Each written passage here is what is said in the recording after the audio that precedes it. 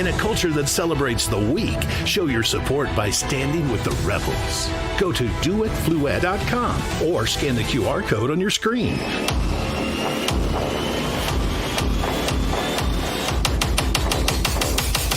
Use the code RAV20 for 20% off your order. Stand with the rebels and never back down.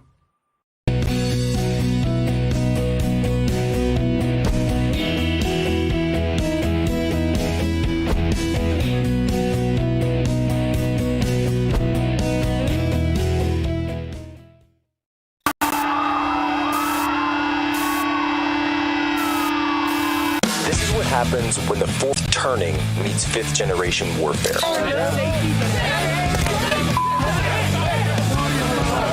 A commentator, international social media sensation, and former Navy intelligence veteran. This is Human Events with your host, Jack Posobiec. Christ is the details on what the White House is now calling an act of targeted terrorism that happened at a Jewish event in Colorado on Sunday. Officials say he used a flamethrower to set people on fire. The suspect, who officials say was in the country illegally, was heard yelling "Free Palestine" and also yelling anti-Semitic remarks. Sources say he was found with a garden sprayer full of gasoline and more than a dozen Molotov cocktails. President Donald Trump's been working the phones and social media trying to get Republicans in the Senate behind his multi-trillion-dollar tax and spending cut bill. The legislation passed the House by just one vote last month. The president can afford to lose no more than 3 votes in the Senate. Voting has ended in South Korea's snap presidential election. A joint exit poll, it's from 3 local broadcasters. It shows the opposition Liberal candidate projected to win the contest. Several news outlets now report that the Dutch government has collapsed. Tensions were high yesterday after the leader of the government's far-right party threatened to quit the Netherlands government due to a disagreement over immigrant asylum. Ukraine and Russia today met for the second time in 2 weeks to discuss peace, but walked away without any progress toward ending the war. The fighting is as intense as ever. And this weekend, Ukraine launched an unprecedented attack, launching drones deep inside Russia to target Russian bombers. Ladies and gentlemen, welcome aboard today's edition of Human Events Daily here live, Washington, D.C. Today is June 3rd, 2025, Anno Domini. Another Ukrainian attack on the Kerch Strait Bridge. This is the key bridge connecting Crimea to the Russian homeland, the Russian mainland. And this bridge has been targeted multiple times throughout the war. Ukrainians this time attacking with an underwater bomb. We're told in the past they used a terror-style attack with a truck bomb, killing the trucker that had been smuggled in across the essentially the back route into Crimea. This likely employed the use of underwater unmanned vehicles, essentially seaborne drones, and in order to get the bomb to where it was. Now, the piling, the drone attack, which took place reportedly on Russian strategic bombers, part of their nuclear triad over the weekend. And what we need to understand is separate the fact from fiction here. There are forces within the West, forces within NATO. There are forces, yes, within Western governments, to include the United States and United Kingdom, that do not want this war and all of these wars to end. Did you think that they would just let you end the war? Did they think that they would just let peace win? There's no money in peace. There's no profit in peace. What big military and big war wants is more. And they don't care if World War III kicks off, because they sit back and say, well, guess what? We can sell munitions to both sides. The world just woke up over the weekend to the massive drone vulnerabilities that all of our Air Force fleets now face. It's not just the Russians. Guess who else is vulnerable to that? And I said on Twitter yesterday, what happens when the Chinese drones take off from all of the farmland that they purchased right next to our Air Force bases, and the targeting that they have from the balloon that the Chinese flew across our strategic bases? Are you waking up the United States of America is currently vulnerable, and these idiots in Washington are escalating us towards World War III. This is ridiculous. It is irresponsible.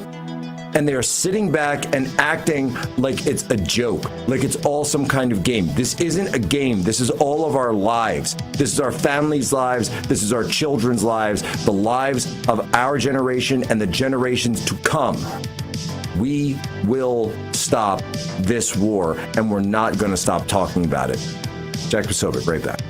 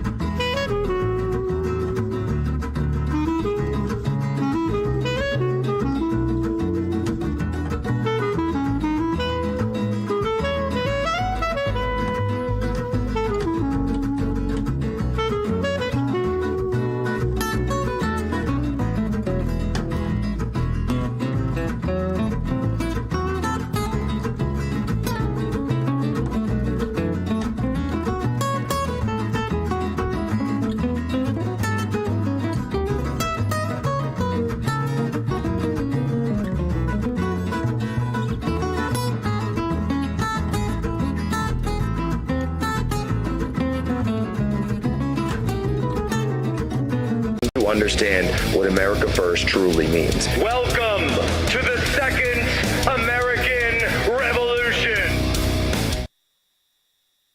All right, Jack Posobiec, we are back here, Human Events Daily. I want to bring in Real America's Voice as well as the third hour of the Charlie Kirk Show on the Salem Radio Network. The deep state escalating us towards World War III as the United States is vulnerable and our fleets are vulnerable to drone swarm attack. Folks, listen up, because I got to tell you real quick, if you are still drinking that corporate watered down nonsense you call coffee, it's time for a serious wake-up call. Blackout Coffee isn't just coffee, it's a statement, a declaration that you're done with weak beans and weak values. We're talking high-octane, American roasted fuel for those who grind harder, stand taller, and never back down. Look, I love this stuff. No jet lag over here. How do you get no jet lag, Boso? It's because of Blackout Coffee. Blackout Coffee isn't playing games. They're cranking out more bags than ever, shipping faster than ever, and keeping you locked in with coffee that actually fires you up. Whether you're chasing big goals, crushing the daily grind, or just refusing to drink coffee made by people who hate you, Blackout Coffee has your back. Go, stop settling. Go to blackoutcoffee.com/Poso and use promo code Poso for 20% off your first order. Brew like a patriot. Brew Blackout.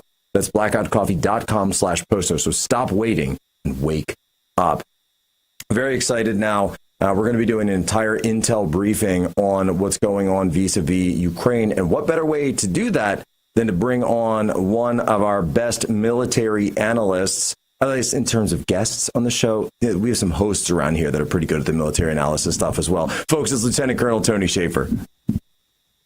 Hey, Jack, good to see you. Tony, I've got to ask you. So these attacks that Ukraine has been conducting in what would be considered non-battlefield targets, I think, back in the Russian, deep within Russian lines, behind Russian lines, the Kerch Strait Bridge, I believe this is the third time it's been attacked since the war has commenced, these Russian bombers. Now, here's an interesting question.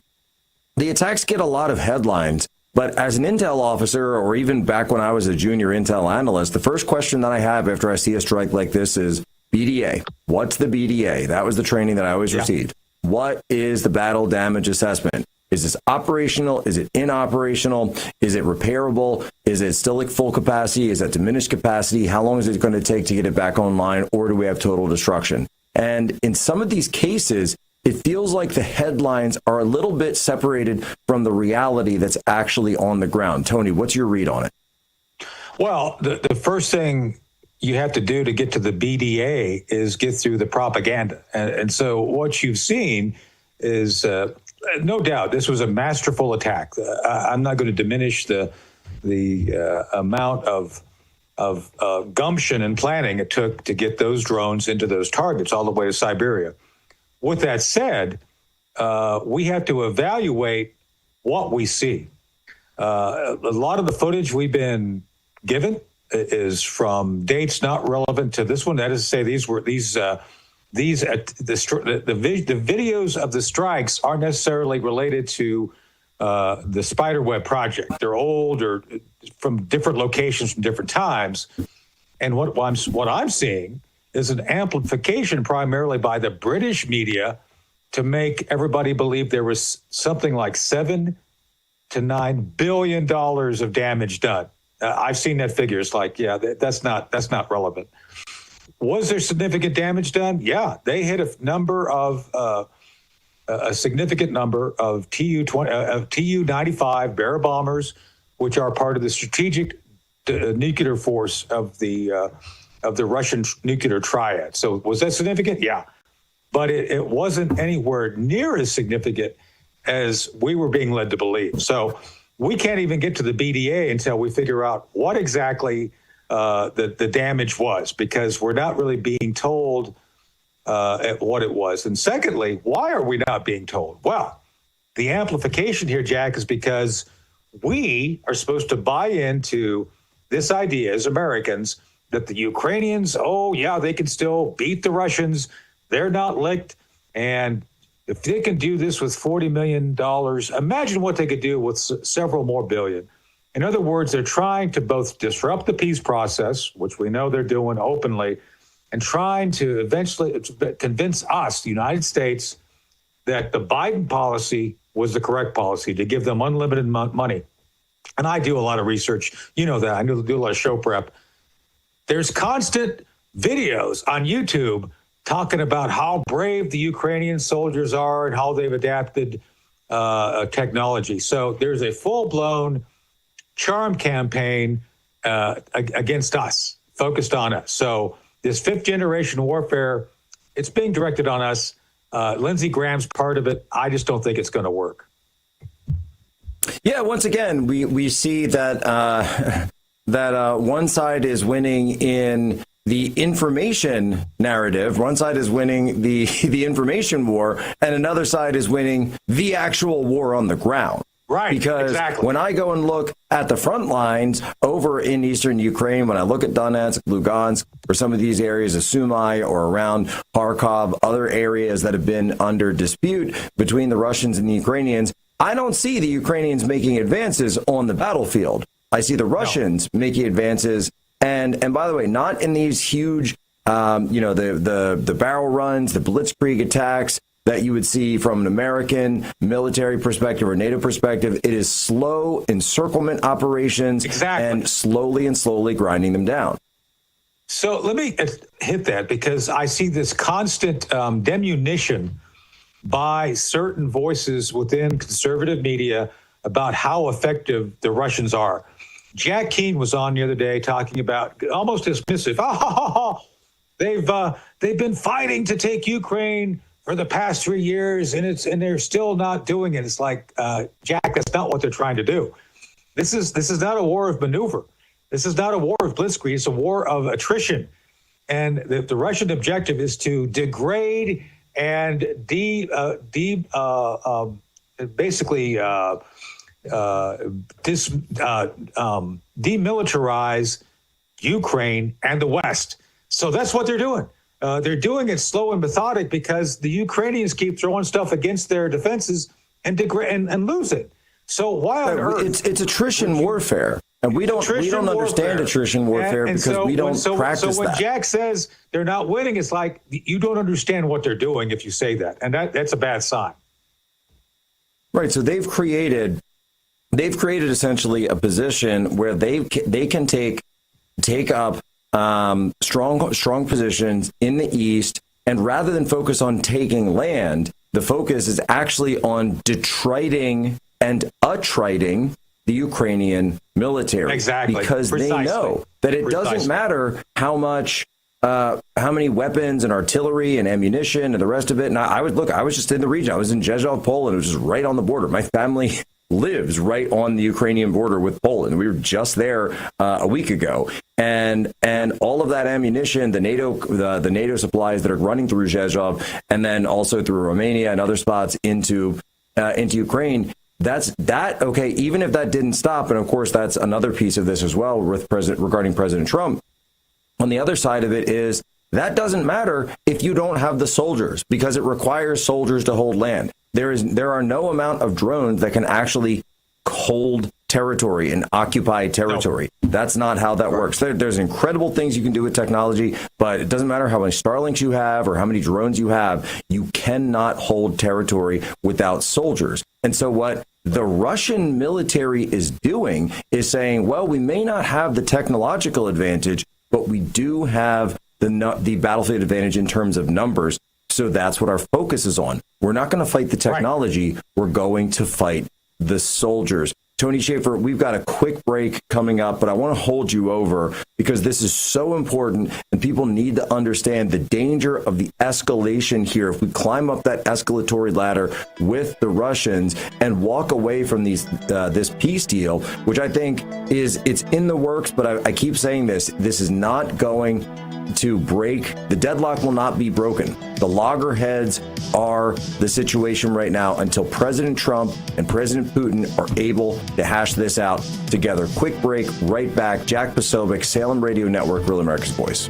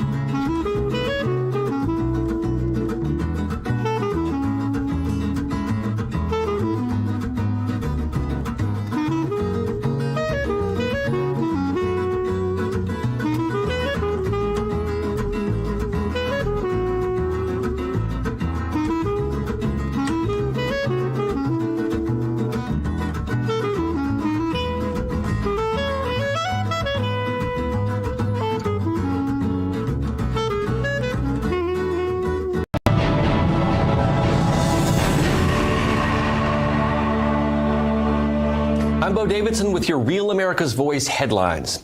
Iran is reportedly poised to reject a nuclear deal proposal with the United States. Reuters reports that Iranian officials are drafting a negative response to the U.S., which can be seen as rejection. The U.S. proposal was sent to Iran over the weekend, and one of the main sticking points was the U.S. wanted Iran to stop enriching uranium. Iran claims it wants it for peaceful purposes. And new developments are coming to light from Joe Biden's use of an auto pen. Breitbart reports that a watchdog found criminal evidence of impersonating the president. An energy expert, Daniel Turner, tells Breitbart that there were at least 8 major actions by Joe Biden that were signed by auto pen, and they reportedly had the same auto pen signature. Now, no names have come to light yet on this, but we will keep you up to date with any developments. And in a related story that broke just this morning, the Trump Department of Justice will investigate Biden-era pardons. In a Truth Social post, Trump stated, "The auto pen should have stopped Iran a long time ago from enriching. Under our potential agreement, we will not allow any enrichment of uranium." Also, Just the News is reporting United States Ambassador to Israel Mike Huckabee claims the media is contributing to anti-Semitism by reporting misinformation about Israel. Huckabee's statement reads, "Reckless and irresponsible reporting by major U.S. news outlets are contributing to the anti-Semitic climate that has resulted in the murder of 2 young people at an Israeli embassy event in Washington last month, and the attempted murder and terror attack on a group of pro-Israel demonstrators in Colorado on Sunday." Huckabee's statement comes after a string of anti-Semitic attacks that have left many wounded or dead. Now, Just the News is also reporting that anti-Semitism uncondemned by Democrats morphs into domestic terrorism. According to data released by the Anti-Defamation League, there's been an 893% increase in anti-Semitic attacks over just the last 10 years.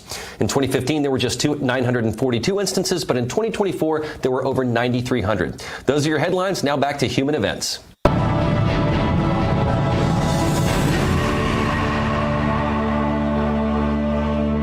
Today, they talk about influencers. These are influencers, and they're friends of mine. Jack Posobiec. Where's Jack? Jack, he's done a great job. Jack Posobiec back live here, Human Events Daily, Real America's Voice, Salem Radio Network. We're on with Lieutenant Colonel Tony Shaffer. We're talking about the war of attrition in Ukraine and the propaganda war that is being waged across the information outlets right now. Ukraine is currently winning the information war, but the question is, are they winning the war of attrition? And the war of attrition works like this. It's not about taking land. It's about taking lives. And so when people look at the map on a day-to-day basis, they'll say, well, wait a minute, Russia can't be winning. Look, Ukraine has held them to this pocket in the east. Well, the question on the other side is, perhaps, but which side has more lives? One side has many more than the other. I want to bring Lieutenant Colonel Shaffer on here. Tony, is this what the Russians' goal has been all along when they talk about demilitarization? Yes, they want these provinces, but they're also not sending, and we saw this, by the way, with some strategic drawdowns in places like Kherson, switching to the other side of the river where the resupply is more advantageous to them because obviously it just shares the land border with Russia rather than have to go across the river. They're sitting on one side of it, and every time the Ukrainians attempt to cross the Dnieper, they are met with a massive onslaught and barrage. This has been their strategy for the last couple of years, and they seem to believe time is on their side. I'll just throw another anecdote. I sat down with Prime Minister Viktor Orban last week in Budapest in his presidential palace and the Prime Minister's residence, and absolutely honored to be there. And he told me that he went to the Russians and said, will you sue for peace? And the Russians told him, well, we're winning and we have time on our side. And then he went to the Ukrainians and said, will you choose peace? And they told him, we're winning and time is on our side. He said, okay. Tony, which side is right? Well, if they both persist in that attitude, I think it's time for us to decide time for us to leave. But that's not your question. Your question is who's winning. I think the Russians are winning, and not by a little, by a lot. To your point, the Russians, and let me phrase it as a question. Why would you expose yourself to extended risk by sending folks forward in offensive operations, which expose you to additional drones, additional, like you point out, doing river crossings, you become vulnerable. Why do that when you're basically facing an enemy who is badly advised, badly led, and frankly, people like Mark Milley, a rocket scientist, if I ever met one, is telling you stupid things, not giving you the right strategy. Why would you want to expose yourself to risk if you can just sit back and let them come wave after wave on your strength and lose? I would argue by doing this, they're going to basically leave Ukraine a rump state by the fact that it'll be not only militarized, it'll be depopulated. The Russians have an order of magnitude more men and resources to throw at this, and they're just sitting there. And so the more Ukraine throws their stuff in there, they have their time, the more they lose time and lose resources. So I don't think it's close. I think the Russians, should they choose to implement a military solution on this, they could be done by July or August. And by the way, this is summer, and 2 summers ago, Ukraine was talking about their massive counteroffensive. Tony, the Russians. Yeah, we all said it wasn't going to work. Remember that? We said this is not going to work. Do you think the Russians are poised for a breakout right now? I think if they choose to break out, absolutely. I don't think they're going to choose to break out. I think they're going to allow the remainder of Biden-approved materiel and equipment to show up over the next 30 days, get to probably the 1st of July. And then once that's done, by the way, the Russians notice already that with less Patriot air defense systems, less stuff to stop their drones, they're being more effective. So why risk going at the Ukrainian strength when the Russians know it's just a matter of time before they run out of stuff?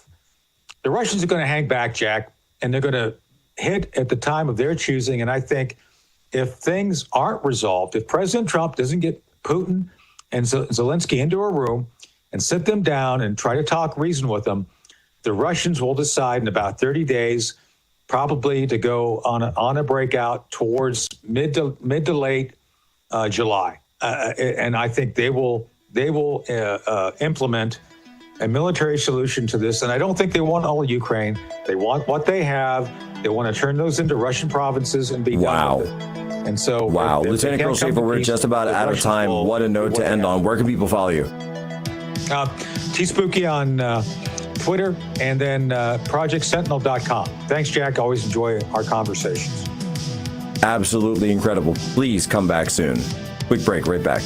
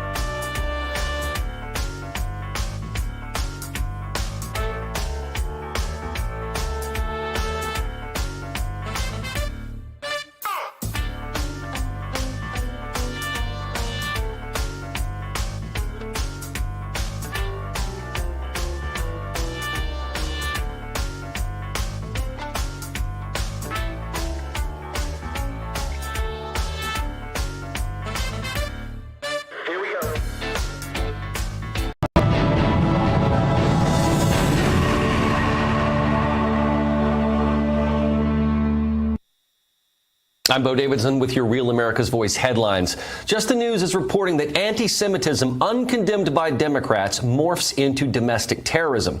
Now, according to data released by the Anti-Defamation League, there's been an 893% increase in anti-Semitic attacks over the last 10 years. In 2015, there were just 942 instances, but in 2024, there were more than 9,300. Much of the anti-Semitism turned violence is derived from college campuses in which protesters have expressed sympathy for Palestine and even Hamas. The latest string of incidents began with arson on the residence of Pennsylvania Governor Josh Shapiro. And in other news, President Trump says if the courts decide against his administration's tariff policies, it could bring, quote, economic ruination to the United States. Trump claims that losing tariff legal battles could allow foreign countries to hold our nation hostage with their anti-American tariffs that they would use against us. Meanwhile, Just the News is reporting the FBI's investigation on the COVID cover-up is zeroing in on 3 separate plots. The FBI seeks answers about cover-ups regarding the true origins of COVID and other aspects of the way the pandemic was handled. Agents in at least 3 cities, Cleveland, New York, and Baltimore, are fast at work in this investigation. And in other news, Michael Cohen is among 5 felons asking for pardons denied by Joe Biden. The list includes Jesse Jackson, rabbi and former political candidate Michael Rothenberg, cardiologist Michael Jones, and radio host Warren Ballentine. All 5 were convicted of nonviolent crimes dating back to 2013. And in an op-ed published by The Hill, the 5 detailed how their pardons were denied by Joe Biden, even when he pardoned family members and close business associates. The op-ed goes on to question whether Biden's cognitive condition affected the integrity of such decisions. They now seek pardons from President Trump. And the Dutch government is on the verge of collapse as the Party for Freedom bails out the governing coalition. Those are your Real America's Voice headlines. Now we return to Human Events with Jack Posobiec.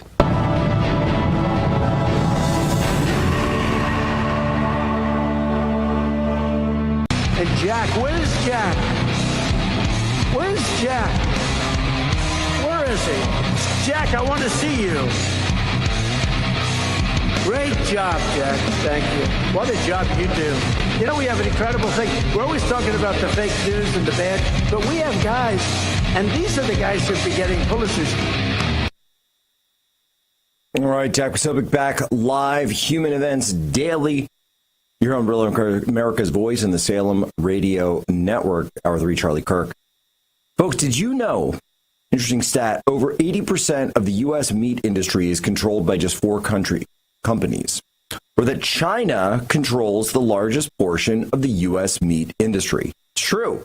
Americans want to know where their food comes from, and we don't want to be reliant on any foreign country for the food we put on our families' tables.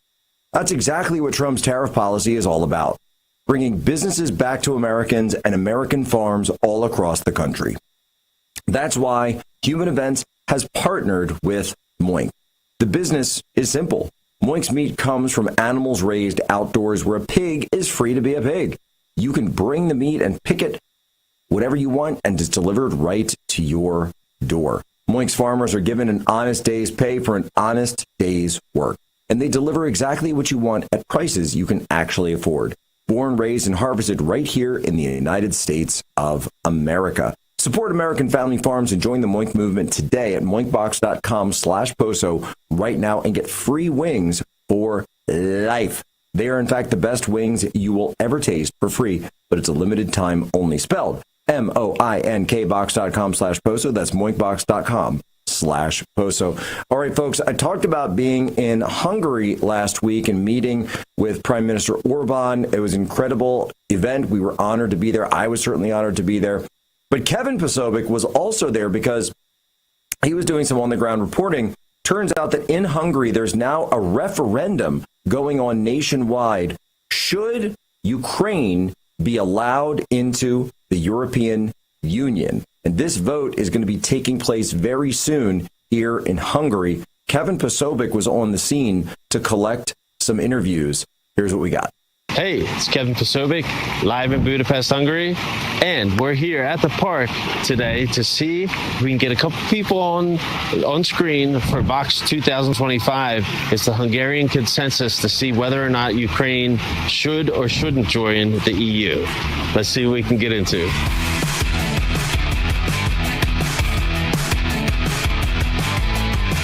You can't agree with me because you don't know. Communism. Basically, I'm not against Ukraine joining the EU. Okay. But the question is that when? Well, I'm rather against. Okay. And on what conditions, That's a smart answer. I think that's the most important question now. Not the yes or no alone, but the conditions. It doesn't have a very good reputation anymore, Zelensky. I would happen to agree with you.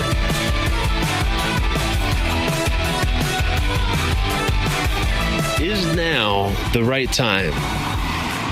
Should Ukraine join? Or should we let them join or wait a little longer? That seems to be the consensus that we've gathered so far. We're just getting through COVID. We're still getting through the war with Russia. I don't think they should join or be allowed to join. The people here in Budapest seem to have spoken, and we'd like to see an end to the war. We'd like to see peace treaties, and we'd like Zelensky to really grow up and, if anything, learn how to wear a suit before he does any negotiations in the future. All right, there you have it. That's Kevin Posobiec finding out that the people of Hungary are actually not interested in having Ukraine join the EU, and obviously talking about NATO as well. We saw the win of the huge nationalist victory in Poland just a few days ago, where the candidate Nawrocki, who won, also campaigned on not allowing Ukraine into NATO or the EU.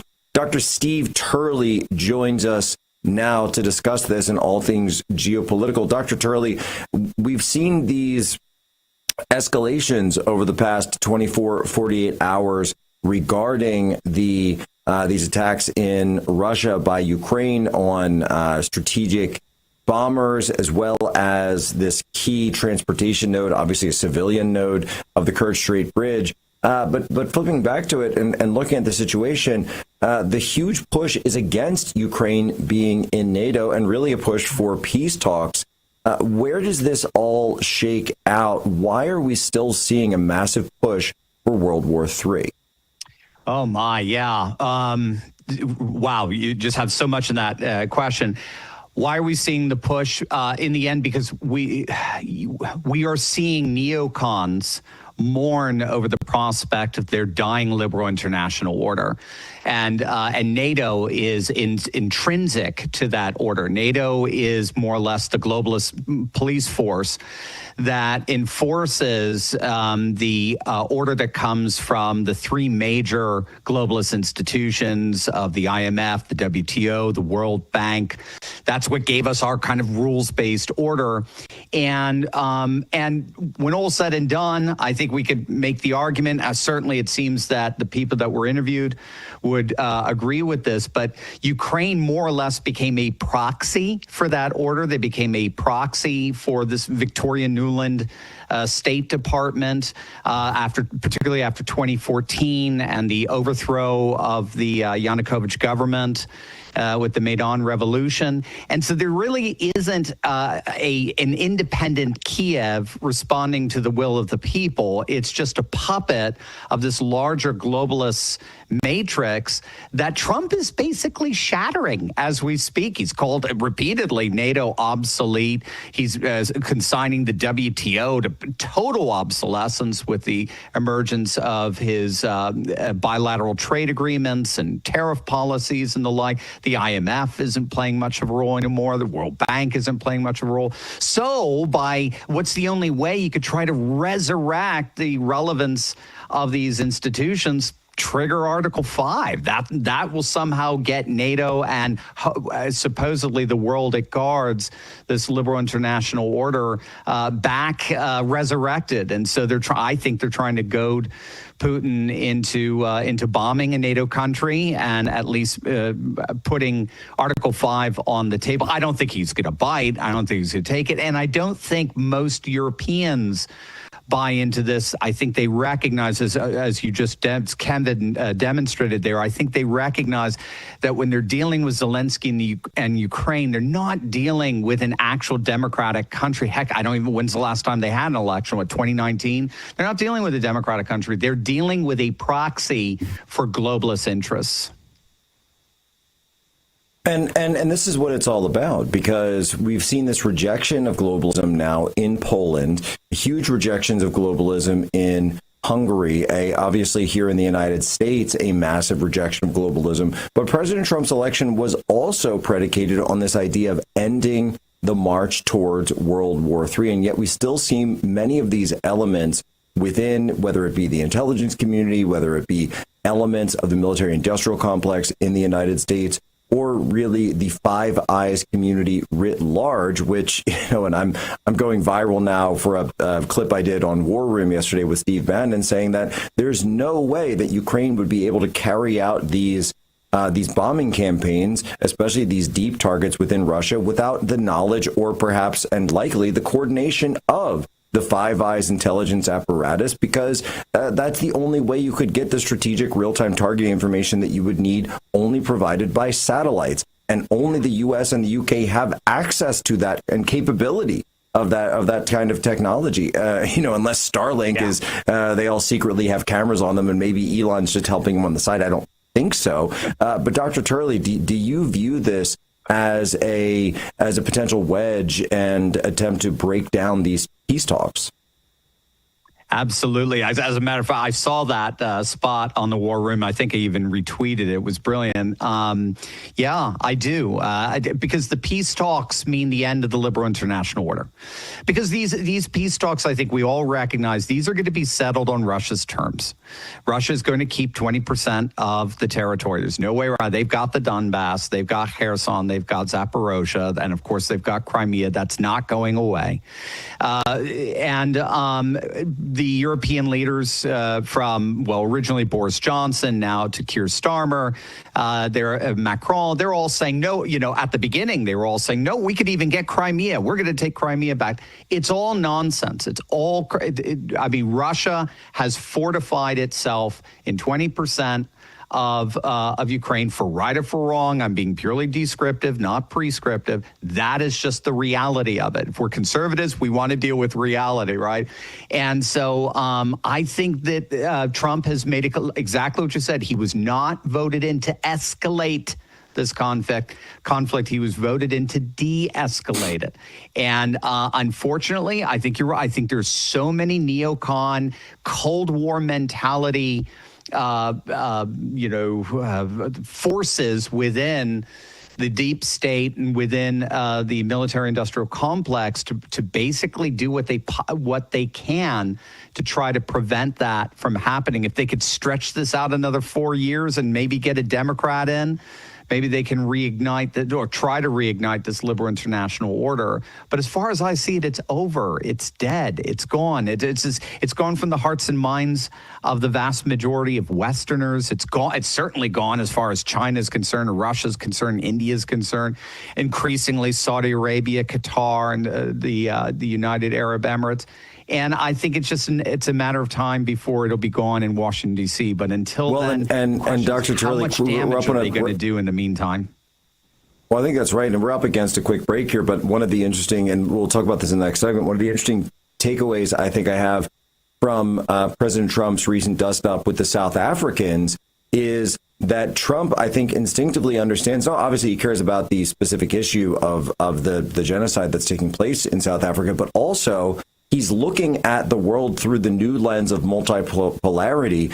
Who is the greatest potential parallel structure to the West? Well, it's BRICS. And who is, of course, the weakest link in BRICS? It's South Africa. So that's why he's targeting them. There's a key geostrategic element to all of this that I think everyone's missing, that this is a way for him to, now, is he going as hard as he could? No, but he's certainly picking at a wound that he knows will create issues for the Chinese, will create issues for the Russians as well. Why? Because he's locked in negotiations with both of them. People don't look at these things in multiple dimensions, but that's always been one of President Trump's strengths, multi-dimensional thinking, that if you target the South Africans and put pressure on them, that it indirectly creates leverage on China and Russia as well, because remember, the S in BRICS is South Africa. Jack Posobiec, Dr. Steve Turley, breaking down everything, hopefully, that's going on in the world and having some fun while we do a quick break. We'll be right back.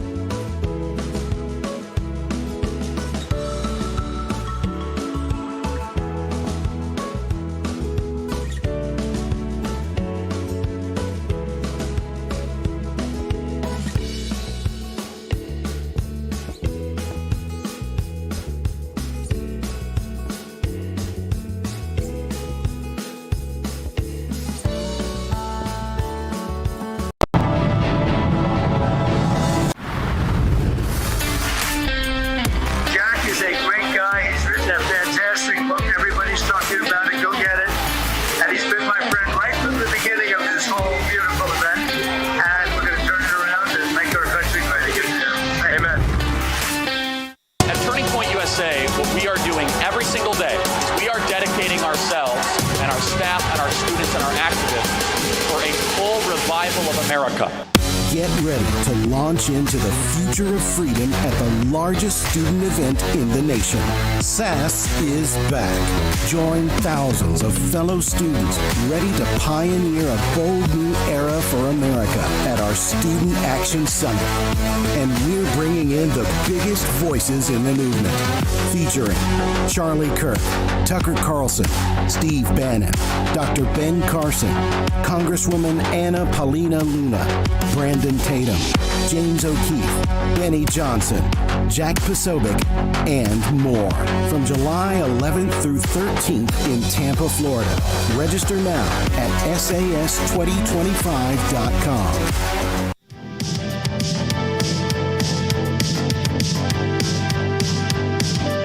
When I'm working long hours, I'm always listening to Human Events with Jack Posobiec. Jack Posobiec, we're back live here, Real America's Voice, Salem Radio Network. We're on with Dr. Steve Turley, and we're the host of Turley Talks, and we're also going through how President Trump is guiding the United States through the lens of not just the Ukraine war, but also the Israel-Gaza conflict, where the administration, and I posted a video yesterday on X, has been involved with sending aid to the people of Gaza, but also working with both sides there. Of course, had been pushing for ceasefire early on, the return of the hostages. But Dr. Turley, what we're seeing, though, and you just mentioned, you hit the nail on the head, these peace talks represent the end of the international liberal order. President Trump, I believe, understands this and is guiding the United States through this thicket, this jungle, and setting us up to be in a position where we do have Fortress America, where we are strengthened in this new international multipolarity world where we are economically strong, we are no longer dependent on the system of globalization, and we can stand on our own 2 feet. And if you look at his various moves, it seems to be that he's what he's setting up the United States for. Oh, absolutely. Yeah, you'll notice what's so different from what he's doing, what his predecessors have done. He's not going through the UN. He's not going through the IMF. He's not going through the WTO. He's not going through the world, but he's not going through any international mediary institution. He is dealing with nations one-on-one, quite literally, in the Oval Office. One of our subscribers said, would it be cool for Trump to do fireside chats like FDR used to do or something? And another one remarked, he already is. It's called Zelensky sitting in the other chair or Ramaphosa sitting in the other chair. Those are his fireside chats. He is dealing with nations bilaterally, one by one. But the two major ones, the two other poles in this multipolar world, of course, is Russia and China. And this is great power politics. Again, there's no mediators or anything like this. It's one-on-one. But at the same time, and you hit the nail on the head in this one, he's also doing his best to pick off any kind of allies that they might get in their sort of parallel world, their parallel structure that's being formed in BRICS, which is basically a parallel G7. About 50% of the world's energy is coming from BRICS countries right now. One country that was supposed to join was Saudi Arabia. But somehow Trump was very effective in telling Mohammed bin Salman, hey, why don't we do business together? We're going to be far more prosperous together with you having unlimited access to the number one market in the world than if you're working with Russia and China. And so many people were saying he did it. And the media was criticizing him for, why are you going to the Middle East? Why are you going to the Saudis? Why are you talking to the Qataris? Why are you doing all this? Because they don't understand the moves that he is making, because he's so far ahead of them on this chessboard. And they're totally still locked into this mindset of the unipolar moment. By the way, you're going to love this. I don't know if you caught this, but so I went and I spoke in Poland. I gave this speech. But a few weeks prior to me, they had sent Obama over, as well as Valerie Jarrett and Huma Abedin, Junior Soros. But do you know who else they actually sent over with them? I kid you not. Francis Fukuyama himself was actually on the ground. Mr. The end of history. The United States has won and the international order. Can you believe it? Can you believe it? Also the author of Second Thoughts. He did write Second Thoughts afterward. Yeah, I can't. I mean, you couldn't have scripted that. The talk about the Addams family of globalism. I mean, there you have it. Wow. Dang, dude. Dang. And it's so funny because the way I've heard the term progressive realism used for the media. I love that connection you make. Progressive realism is this notion that progressivism is just it's the wave of the future. The arc of history inevitably bends to liberal definitions of justice. So we in the media who operate by progressive realism, all we have to do is expose how people like Jack Posobiec and Steve Bannon and so forth, how they're obscurantists, how they're trying to stop history. That's all we have to do. And we're just going to have this wonderful, happy, clappy consensus of progressive liberalism as far as the eye can see. And it ends up never working. Dr. Turley, progressive realism is based on Frank Fukuyama's thesis. Precisely. I want to get more, but unfortunately, we are just about out of time. Where can people go to find your long-form unpacking of all of this? Oh, just punch my name into either Rumble or YouTube, Dr. Steve Turley. You'll find my channels there. You'll find them there. You'll get the books. A couple guitar videos, too, every once in a while. You never know what you're going to find when you Google Dr. Steve Turley. Same a problem I know all too well myself. Folks, ladies and gentlemen, as always, you have my permission. Relations.